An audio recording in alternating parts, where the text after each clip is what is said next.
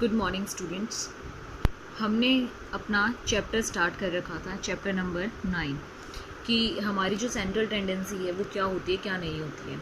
तो उसमें हमने अपने दो मेथड्स डिस्कस करे थे। फर्स्ट था हमारा दो सीरीज़ के लिए, एक तो इंडिविजुअल सीरीज़ डिस्कस कर ली थी और एक हमारी हमने डिस्क्रीट सीरीज़ डिस्कस कर ली थी। अगर हिंदी में बात करूँ तो व्यक्तिगत श्रृंखला और खंडित श्रृंखला दोनों डिस्कस कर चुके थे। अब आज थर्ड हमारी टर्न है किसकी? कॉन्टिन्यूअस सीरीज़ की। कॉन्टिन्यूअस सीरीज जिसको इंग्लिश में तो ये बोलते हैं और हिंदी में बोलते हैं अखंडित श्रृंखला, जिसको हम हिंदी में बोलते हैं अखंडित श्रृंखला। अखंडित श्रृंखला क्या होती है? अखंडित श्रृंखला वो श्रृंखला होती है जिसको हम तोड़ते नहीं है, मतलब लगातार चलाते चलते हैं, लगातार चलाते चलते हैं। अगर पहले में वो ख़त्म हो गई तो दूसरी बार हम वहीं से स्टार्ट करेंगे, अगर फिर दूसरे पे वो एंड हो गई है तो हम तीसरी बार वहीं से शुरू करेंगे। और ये भी हमारे 3 पार्ट्स में ही डिस्कस होती है, 3 मेथड्स से ही डिस्कस होती है। फर्स्ट हमारा डायरेक्ट मेथड, देन हमारा shortcut method, and then third है हमारा स्टेप डेविएशन मेथड।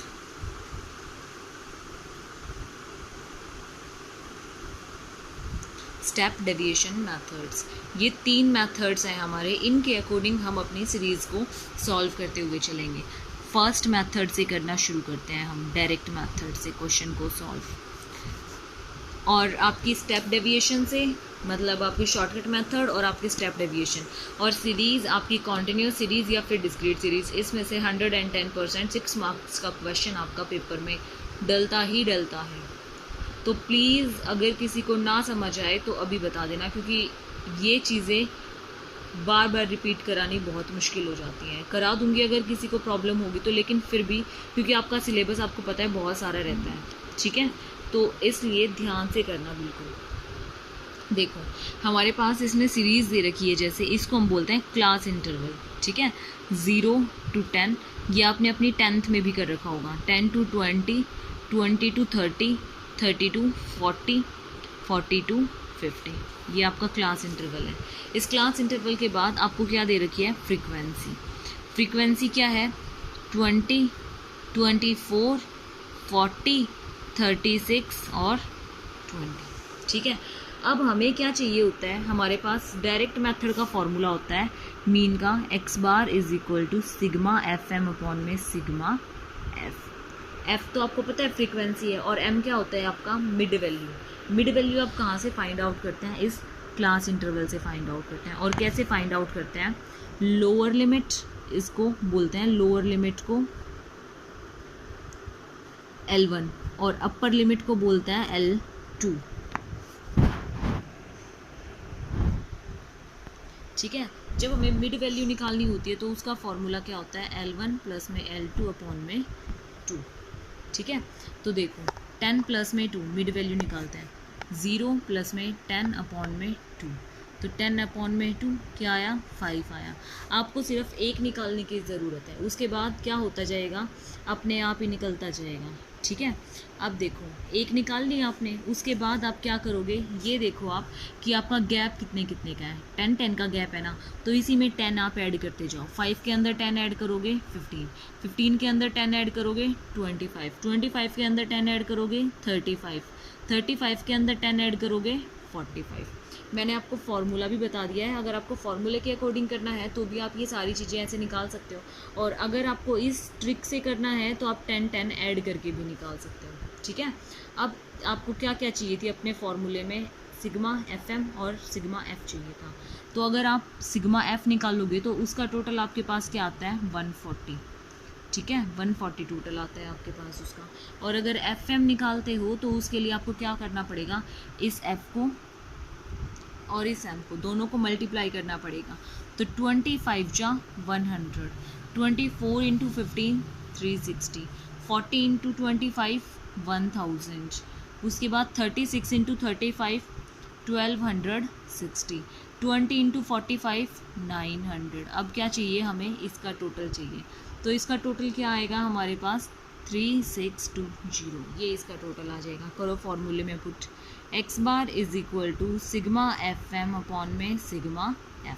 बस इसमें इतना ही है। अगर आपको कोई भी ये नहीं बोल रखा कुछ भी कि आप इस मेथड से सॉल्व करो, इस मेथड से सॉल्व ना करो, तो आप डायरेक्ट मेथड से सॉल्व करके आओगे। क्यों? क्योंकि इसमें मिस्टेक के बहुत कम चांसेस होते हैं।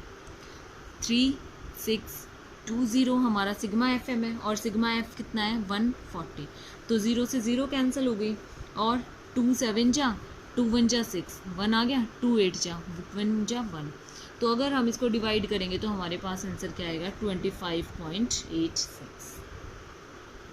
तो हमारे मीन की वैल्यू क्या आई 25.86। ये हमारा आंसर है।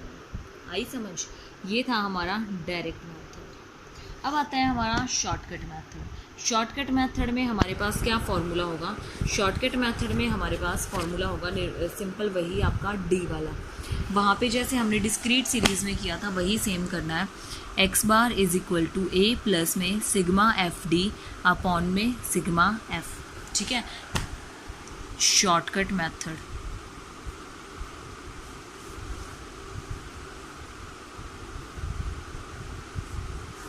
जिसको हिंदी में क्या बोलते हैं? लघु विधि बोलते हैं। क्या बोलते हैं? लघु विधि। आपका क्लास इंटरवल दे रखा है 0 to 10, 10 to 20, 20 to 30, 30 to 40, 40 to 50। ठीक है, उसके बाद आपको फ्रीक्वेंसी दे रखी है 20, 24, 40, 36 और 20। आई समझ? उसके बाद हमें क्या निकालना है? फॉर्मूले के according a plus sigma F D upon में सिग्मा एफ एक्स बार। तो सबसे पहले क्या चाहिए हमें? डी चाहिए।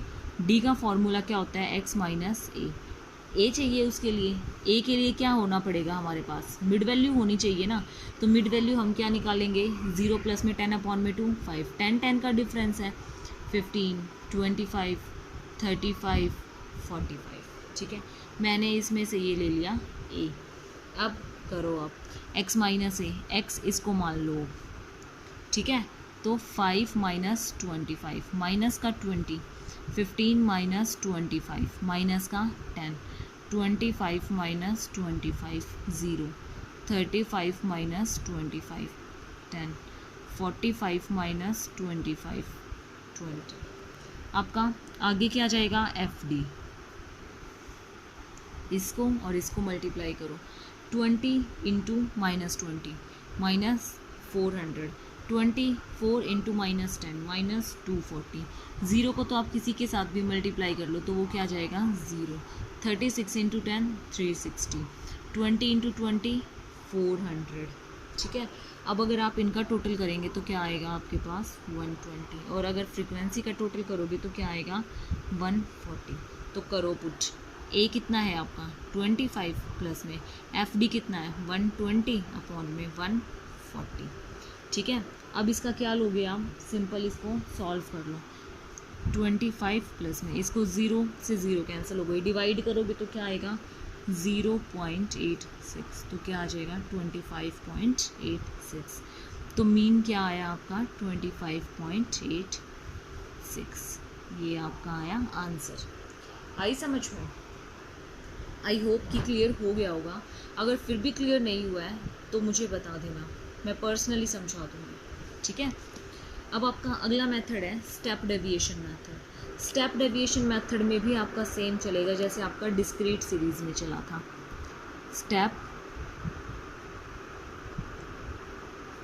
डेविएशन मेथड आई थिंक वो कल डिस्कस कर लेंगे क्योंकि आज के लिए इतना काफ़ी है। कॉन्टिन्यूस सीरीज से आपका क्वेश्चन पक्का आता है।